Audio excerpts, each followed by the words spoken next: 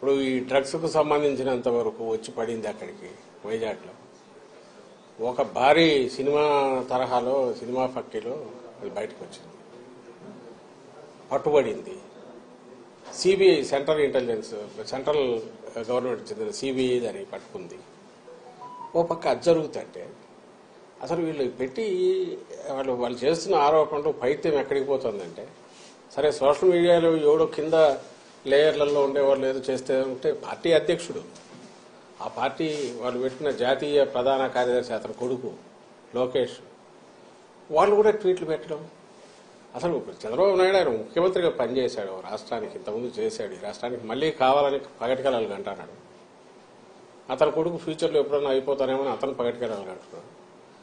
ఆ బుద్ధి అన్నా ఉండాలి, కొంత ఇంగితం ఉండాలి కదా. ఏం మాట్లాడుతున్నాము, ఏ స్థాయి వ్యక్తులము, మాట్లాడే ముందు మా స్థాయి కన్నా ఇది సరిపోతుందా, ఫ్యాక్ట్స్ ఏంటి, ఫ్యాక్ట్స్ లేదు మాట్లాడకూడదు అనే కనీస జ్ఞానం, కనీసం ఇంగితం అన్నా ఉండాలిగా. ఇప్పుడు దానికి రిప్లై మేము ఎక్స్ప్లెనేషన్ లాగా ఇచ్చుకోవాలి.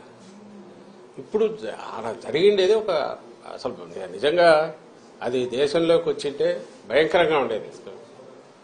లక్కీగా ఇంటి రావడము పట్టుకోవడం అనేది ఒక పెద్ద రిలీఫ్ స్టేట్కే కాదు దేశానికి కూడా.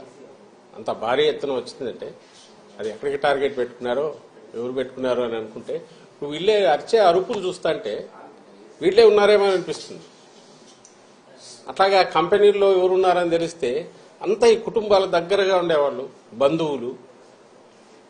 సాక్షాత్తు ఆమె ఈయన చంద్రబాబు నాయుడు వదిన, ఇప్పుడు BJP state president Purandeswari, NT Rama Rao కుమార్తె, ఆమె కొడుకు ఒక కంపెనీ కంపెనీలో ఉన్నాడు. ఆమె వియ్యంకుడు ఆ కంపెనీలోనే పార్ట్నర్ అనుకున్నారు. వాళ్ళు ప్రమోట్ చేసిన కంపెనీనే తర్వాత డివైడ్ అయ్యింది, ఒక్కొక్కరు ఒక యాక్టివిటీ చూసుకుంటున్నారు. బయటకు వచ్చి మేము అటాక్ చేసి వీడు సంజయ్ శివాల్ వాళ్ళు టీడీపీ వాళ్ళు అట్లాంటి వాళ్ళు ఉల్టా ముందే అందుకొని హడావుడిగా రాత్రి నుంచి పొద్దున్న నుంచి ఉదరగొడుతున్నారు. ఇప్పుడు ఇది కాదు, ప్రతి దాంట్లోనూ వాళ్ళు అలాగే చేస్తున్నారు ఫస్ట్ నుంచి ఇప్పటి వరకు. ఇది మళ్ళీ ఎన్నికలకు పోతున్న సమయంలో దీన్ని తీసుకొచ్చేసి మా మీద బండ వేస్తే మేము ఇది చేయాలి. ఇది ఖచ్చితంగా మేము అనుమానించేది. ఇది ఒక పెద్ద రిలీఫ్ దొరకడం అనేది. అదే గన ఊహించలేకపోతున్నాం. అది గన తప్పించుకొని బయటకు వచ్చింటే ఇది ఖచ్చితంగా టీడీపీకి సంబంధించిన నాయకుల రోల్ ఉందని గట్టిగా అనుమానిస్తున్నాం.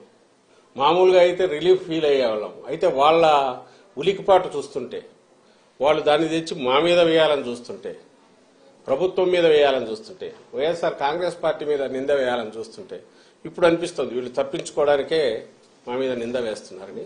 దీని వెనక ఖచ్చితంగా చంద్రబాబు నాయుడు, ఆయన కొడుకు, ఆయన వదిన పురంధేశ్వరి, వాళ్లకు సంబంధించిన వాళ్ళు, ఆ గ్యాంగ్ ఎవరో ఉన్నారనేది గట్టిగా అనుమానిస్తున్నాం. ఆ మేరకు కన్సర్న్డ్ ఏజెన్సీస్ కూడా మేము పిటిషన్లు పెడుతున్నాం. ఐ థింక్ సిబిఐ యాంగిల్లో కూడా చూడాలని మేము భావిస్తున్నాం. సార్ అంటే ఈ రోజు డ్రగ్ కేసు టెస్ట్ కేసు చూస్తా ఉంటే టీడీపీ వాళ్ళతో లింక్ అప్ అయిన ఫోటోలన్నీ కూడా బయటకు వచ్చినాయి. మొన్నేమో పవన్ కళ్యాణ్ ఆంధ్రప్రదేశ్ ని డ్రగ్ క్యాపిటల్ గా మార్చేసిన ఆయన వీళ్ళు గ్రౌండ్ ప్రిపేర్ చేసుకుంటున్నారు. మీరు గమనిస్తే డ్రగ్ రిలేటెడ్ గంజాయి మన స్టేట్ లో అంటే గంజాయి మెయిన్, దాని మీదనే ఉండేవాళ్ళు. ఇంతకుముందు టోకెన్ గా ఎప్పుడన్నా జరిగేవి, నామకా వస్తే దాడులు జరుగుతుండేవి, తగలబెట్టేవాళ్ళు. మీరు గమనిస్తే ఉమ్మడి స్టేట్ లో అట్లాగే ఉండేది. అలా ఇంకా టీడీపీ హయాంలో అయితే అది మామూలు మన పంట మాదిరి పండించినారు. అప్పట్లో టీడీపీ నాయకులే ఒకరి మీద ఒకరు అలిగేషన్స్ కూడా చేసుకున్నారు. ఉత్తరాంధ్రలో వాళ్ళ కన్సర్న్లోనే జరుగుతుంది. 100 కోట్లు సంపాదిస్తున్నారు, 1000 కోట్లు సంపాదిస్తున్నారని చూస్తున్నట్టు చంద్రబాబు నాయుడు కూడా వదిలేస్తున్నారు.